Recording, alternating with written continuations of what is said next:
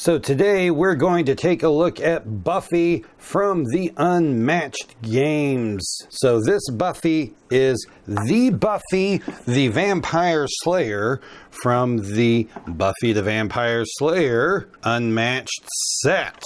Buffy is, of course, the title character from the show, the titular Vampire Slayer. In every generation, there is one Slayer. Buffy the Vampire Slayer is probably the most random licensed property in any of the Unmatched games, but it does make for some interesting characters. Buffy is a melee character with a health of 14 and a move of 3. That move of 3 is a lot. Buffy's special ability is that Buffy may move through spaces containing opposing fighters, including when she is moved by effects. So Buffy, not only can she move 3, she can move through opposing fighters, which means you can't trap Buffy in like you can most other characters. Because that move of 3, you can't even really get enough wall of bodies around her to stop her from being able to maneuver. So you're going to have to find ways to defeat her that don't involve trapping her. Now, something that is very different, and Buffy is the only character in Matched to date that has this. You will see her sidekick is listed as Giles or Xander. And that is because Buffy has a sidekick of either Giles or Xander. That you can choose Buffy, then after your opponents go through all of picking their characters, you are able to choose if you want Giles or Xander. And just the same as the actual sidekick token there, the health wheel for Buffy's sidekick is double-sided for Giles and Xander. In the context of the show, Giles is Buffy's watcher, who is the trainer, looks up information, has all of the knowledge, and plans a lot of how to defeat the bad guys. Xander is another character there from Sunnydale High, and Xander is part of Buffy's crew, part of her gang, or the Scooby Gang as they sometimes call themselves.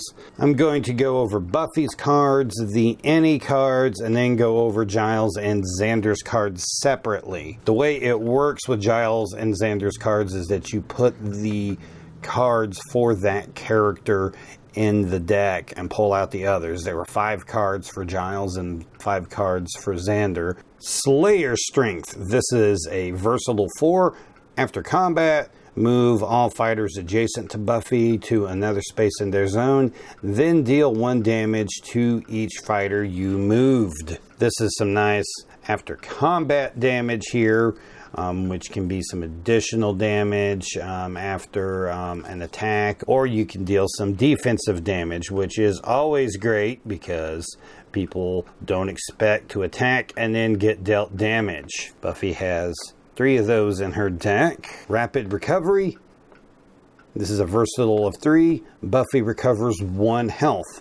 So this is some nice healing cards there for Buffy, and they are cards specifically for Buffy and are not sidekick specific. Mr. Pointy with an attack of 5. This is just an attack of 5. No fancy effects on this, but a 5 is a pretty good attack. She's got 2 of those.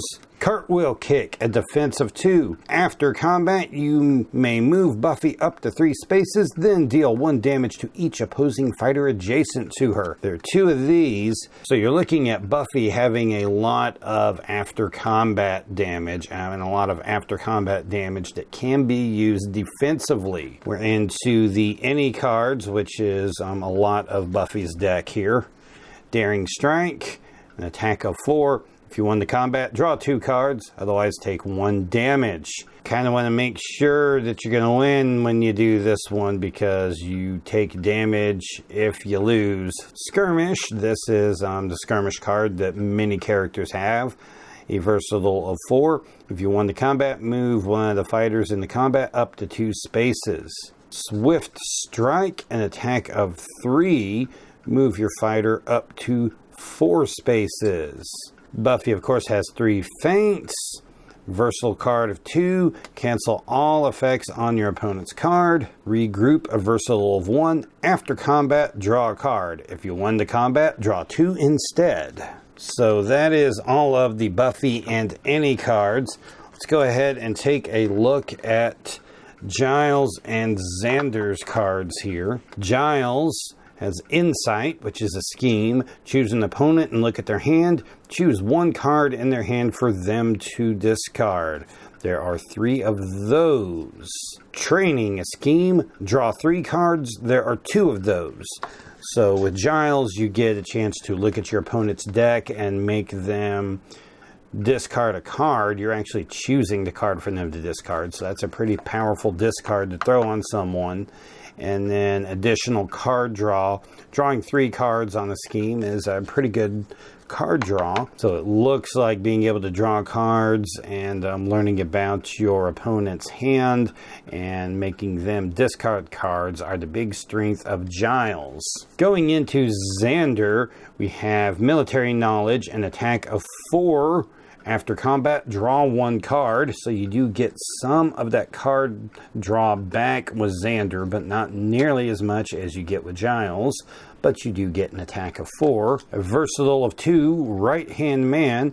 If Xander is adjacent to Buffy, the value of this card is 6 instead. So while you could use this for a 2, you're really going to want to use this when Xander is adjacent to Buffy. Now, you have to do a little bit of planning on your attack there to make sure that can happen, but Xander can really hit big if he has Buffy there next to him.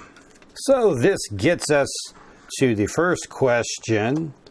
Giles or Xander?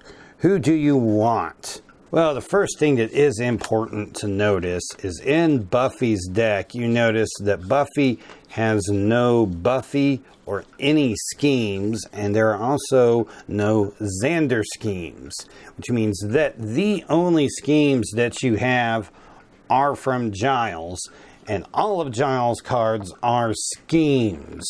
Now, thematically, in the context of the show, that is great. So you're looking at being able to get scheme cards, to be able to draw more cards, and to be able to look at and hurt your opponent's decks.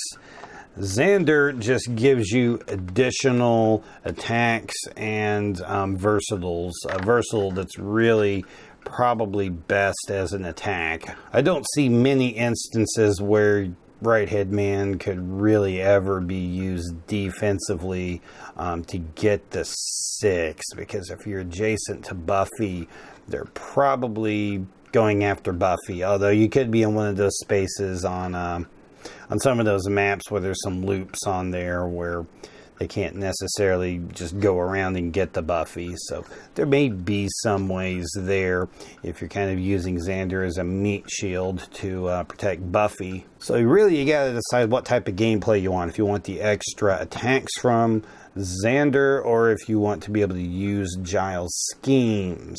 As for Buffy herself, she is able to move around pretty quick. She does have some cards that give her extra movement. And of course, the cards that give her movement with her special ability, she is always able to go through other opposing players. That it really cannot be understated how huge that special ability is, because everyone else in Unmatched up to this point can only go through opposing fighters by card effects, and it's only going to be certain fighters that are able to do it at all. A lot of characters don't have any cards that give them that ability at all, so to always have that as a default is kind of huge for Buffy.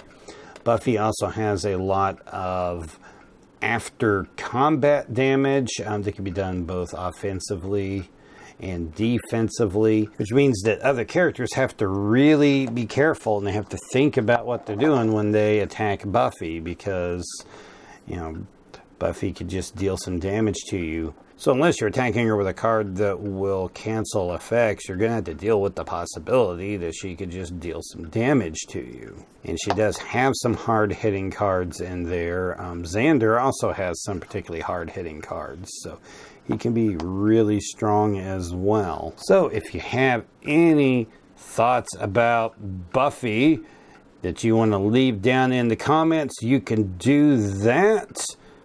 You can comment about anything that I had to say about her, and you can also take a look at the other videos on my channel where I've gone over some of the other Unmatched characters so you can learn more about them.